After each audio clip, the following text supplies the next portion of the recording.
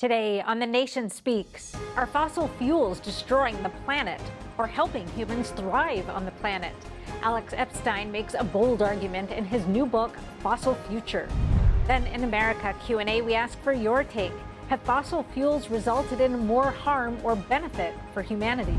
Next, Minds social media platform brings together thinkers from across the spectrum with lots of provocative conversation at their recent Festival of Ideas. Finally, our second America Q&A circles back to the climate. Do you think all human impact on the environment is bad? Hello and welcome to The Nation Speaks. I'm your host, Cindy Drucker. Is the Earth really warming? And if so, is it due to human activity or natural cycles? Is the planet in peril? These questions spark heated debates. But regardless of your position in the debate, you might be failing to consider some extremely relevant information. My guest, Alex Epstein, wants to change how we think about environmental issues. In his new book, Fossil Future, he makes an unexpected argument that for humans to flourish, we need to use more oil, coal, and natural gas, not less. He's here now to make his case. Alex, welcome. Thanks for having me. This is a fascinating book. You start by making the bold claim in your subtitle, and then you make another claim that by the end of the book, the reader should be persuaded to promote increasing the use of fossil fuels to avoid catastrophe of fossil fuel elimination policies. I just want to warn the viewers who don't know you that you're actually a philosopher first and an energy expert second. So the angle that you're coming from is trying to help us improve our thinking about these issues.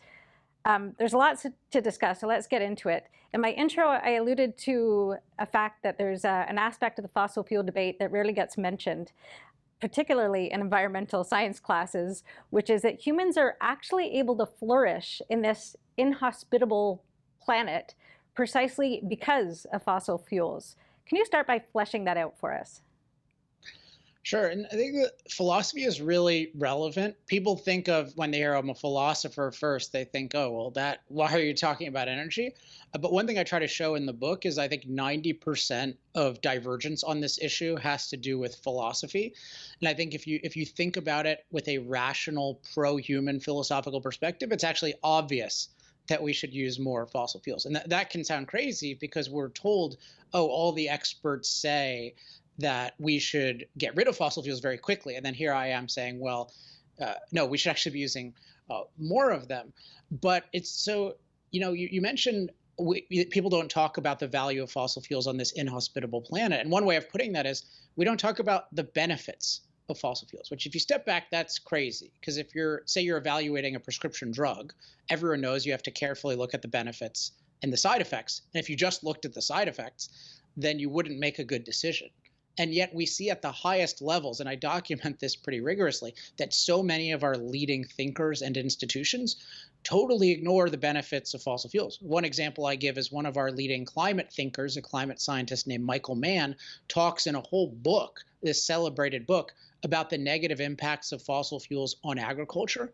But he doesn't talk about any of the positives, even though fossil fuels power all the machines that allow us to, almost all the machines that allow us to feed 8 billion people and provide the fertilizer via natural gas. And this failure to consider the benefits of fossil fuels, which is a really systemic failure throughout all these institutions and people who purport to be experts, that leads to things like today's energy crisis I talk about in chapter 4, which is unfortunately now come true. If you ignore the benefits of fossil fuels to food, then you're going to get far more expensive and scarce food. And that's why we're having starvation problems around the world right now. If you haven't heard of Minds.com, it's a free open source social networking platform. They recently hosted a daring event in New York City, the Festival of Ideas, bringing together high-profile thinkers from different strands of the political spectrum, hoping to prove that mature dialogue is possible. That mostly happened, though some sparks did fly. You can watch it all for free on Minds.com. I had conversations of my own with several participants, starting with Minds founder Bill Ottman. I asked him why he thinks people are so convinced that rational dialogue isn't possible across the divide. I think that people have a visceral reaction to speech and ideas that are controversial and foreign, and the reality is that even in the peer-reviewed literature around censorship and the effect of it, the reality is that censorship overwhelmingly causes increased radicalization, isolation, and even in some cases violence. So, when you see hate speech online, misinformation, disinformation, look, a lot of this is nasty stuff. No one's trying to defend that type of behavior. It's not, the best side of humanity, but the reality is that if you ban it, those people then do not have access to other ideas that could counter those thoughts. So what you don't do is put bigoted people into little echo chambers where they're isolated and become depressed. I think that big tech says that deplatforming is protecting the health of the community, but based on the actual data, healthy societies are driven by free speech. If you're still skeptical about the power of dialogue, the legendary Daryl Davis is proof that not only is it possible, but it might be the only way forward. I've been meeting with white supremacists. I have led more than 200 KKK members and neo-Nazis out of that movement through conversation. When two enemies are talking, they're not fighting, they're talking. They may be disagreeing, but that's fine, at least they're talking. It's when the conversation ceases that the ground becomes fertile for violence. So we want to keep the conversation going. I like to see people come to the table together and turn all cards face up. A lot more transparency, have more conversations. I'm a firm believer that a missed opportunity for dialogue is a missed opportunity for conflict resolution. And yet, several people mentioned that strong forces seem to be at work keeping us divided, rather than allowing these conversations to even happen. They kick people off social media. They're saying they're giving misinformation or false information. Okay, so what? I don't care if someone says 2 + 2 is 5 on Twitter. We know it's not. What is the harm in letting everyone speak? We have this official narrative now on so many issues, and anyone who deviates is kicked off. Alex Jones shouldn't be on social media, and a lot of liberals will think that's fine. I say, even though I'm on the left, let him talk. You don't have to watch him. Let him talk. What's the problem? But then they come back to people on the left. So if you deviate, for example, for the narrative on the war in Ukraine and the U.S. role in instigating this conflict, then you're accused of disinformation. They make up things. They kick you off. What's freedom of speech if people can be disappeared, if their opinions can be disappeared? If we talk about freedom of speech, but do we really mean it?